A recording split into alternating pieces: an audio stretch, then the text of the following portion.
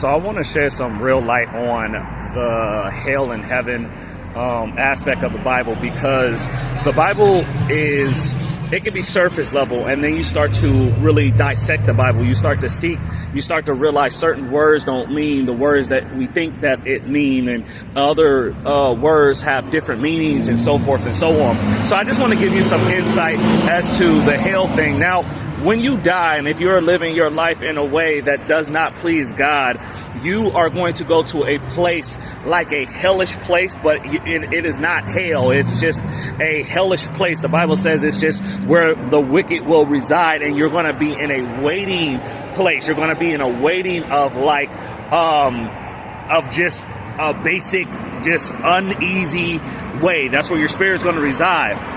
Now, if you're a person that has served God and has been obedient, and, obviously God knows your heart, you're going to go to more of a peaceful place, a peaceful area where your spirit resides. And why you going to these places is because you're waiting on judgment. And how judgment works is after Jesus comes back, and there's a couple processes to it. So after Jesus comes back and he establishes he destroys what's left of the world and blase, and then he restores the world back to the original purpose, and then the heaven is opened up. So then after a certain amount of time, the Bible says 1,000-year reign, after a certain amount of time where we have come into perfection with God, where we have come to know God, where we are one and one with God and one with heaven.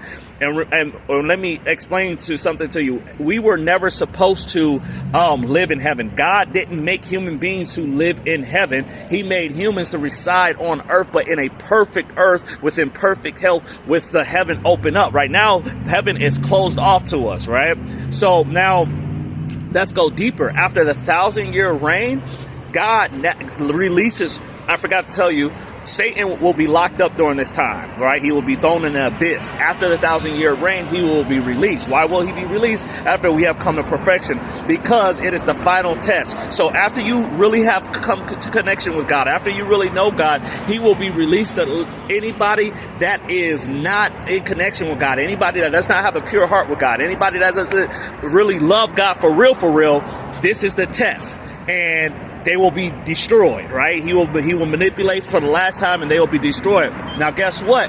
Now, the book of book of judgment will happen. The book of lies. Everybody that didn't really get to know God, everybody that chose what they wanted to do, how they wanted to do it, now will be raised from the dead.